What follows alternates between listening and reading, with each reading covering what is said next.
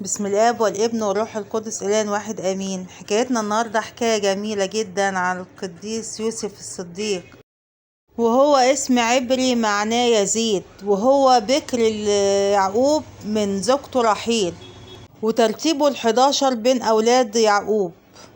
وهو ولد في فدان ارام، والقديسه رحيل لما كانت حامل فيه دعت رحيل وسمته يوسف، وقال ده معناه يزيدني الرب، وهي سمته كده على اعتقادها ان ربنا هيديها ابن اخر غير يوسف.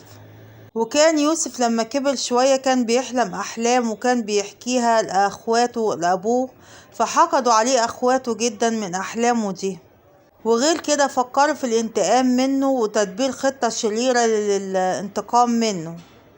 ولما بلغ 17 سنة وصاه ابوه انه يروح للحقل اللي فيه اخواته بيرعوا الاغنام علشان يفتقد اخواته ويسأل عليهم.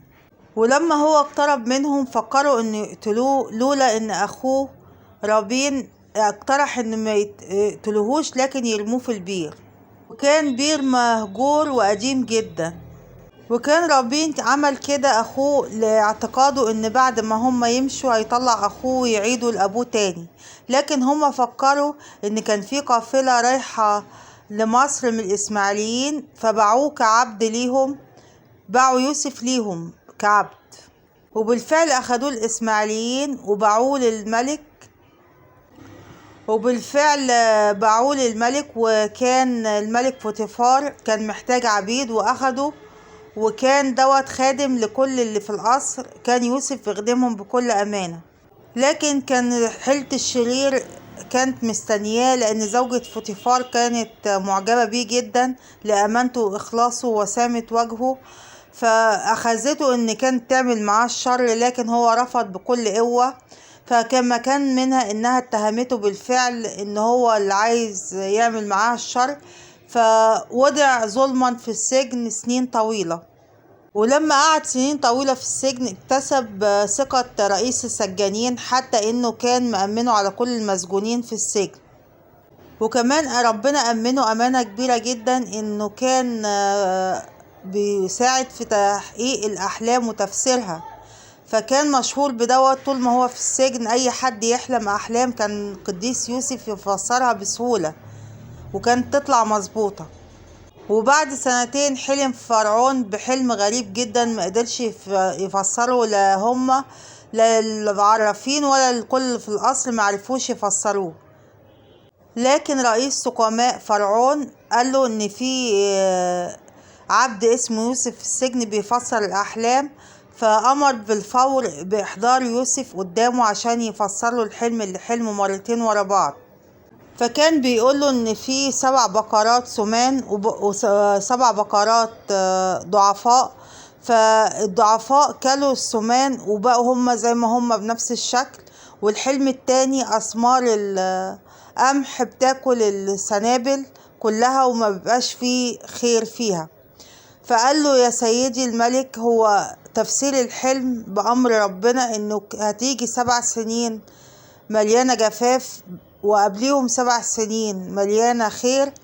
فالحلم ده بيقولك ان الوقت دوت مش هيبقى فيه خير في البلد الا لما تجمع من 7 سنين اللي قبليهم حصاد وخير وتحطه في المخازن لل7 سنين اللي مش هيكون فيهم الخير ده موجود.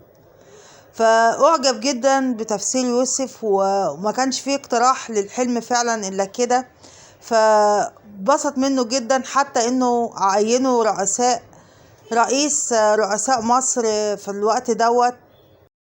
ولما انبسط من حكمة يوسف عينه رئيس لمخازن فرعون، لان يوسف اقترح عليه ان يعين رئيس على المخازن ان هو يجمع الفائض ده في المخازن لل7 سنين اللي مش هيكون فيه الخير موجود. فأعجب بحكمته جدا، فيوسف اتعين في الوظيفة دي أكنه من رؤساء البلد في مصر. وساعتها كان يوسف بلغ 30 سنة، وابتدأ يوسف يحكم الأمور بحكمة عجيبة، وفعلا صارت الأمور على ما يرام. والبلد عدت من المحن اللي مرت بيها بسلام بفضل حكمة يوسف اللي ربنا أعطاها له، وتفسير حلمه للملك فوتيفار على ال7 سنين دي.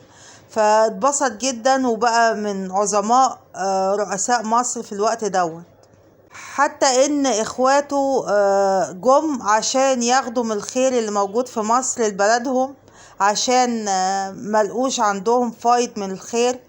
فلما شافهم بكى كتير يوسف، لان اخواته فعلا جم وطلبوا منه السماح والراحة عشان ياخدوا خير ليهم ولاخواتهم ولباباهم. فعيط يوسف لانهم معرفوهوش، وامر بحبسهم لانهم جم عنده. هو كان طبعا غضبان منهم لانهم عملوا فيه كل الشر، لكن هو امر بحبسهم عشان يعلمهم ان القاسية اللي جواهم تروح. لكن هو كان طبعا في قلبه بيحبهم، حتى انه بعد كام يوم فافرج عنهم واداهم المخازن دي، ودعا ان هم يجيبوا ابوهم اليه عشان يشوف كلامهم صح ولا غلط. وليهم اخ تاني، فسألهم هو انتوا عددكم كام؟ قالوا له احنا عددنا كان 12 بيوسف، لكن اخونا يوسف مات وفضل اخونا الصغير بنيامين. فهو طلب منهم انهم يحضروا اخواتهم الباقيين وابوهم يرجي معاهم عشان يتأكد ان الكلام ده مظبوط. وبالفعل راحوا جزء منهم وخلى جزء معاه على اساس انه يروحوا ويرجعوا تاني ويجيبوا باباهم معاهم. وبالفعل القديس يوسف لما هم رجعوا عرفهم ان هو اخوهم اللي كانوا رموه في البير او باعوه للاسماعيليين اللي رايحين مصر. وبالفعل بقى حاجة كبيرة نتيجة اخلاصه وامانته وحكمته الرهيبة اللي ربنا اداهاله في تدبير الامور، حتى ان الملك فوتيفار عينه من رؤساء البلد في مصر.